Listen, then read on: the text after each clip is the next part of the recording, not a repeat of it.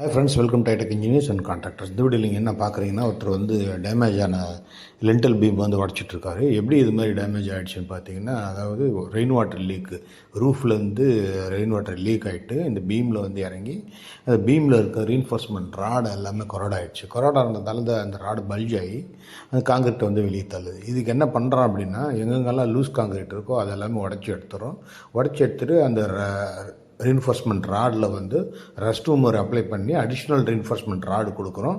20% damage. அதுக்கப்புறம் blasting பண்ணி SPR லாட்டெக்ஸோட பண்ணுறோம்.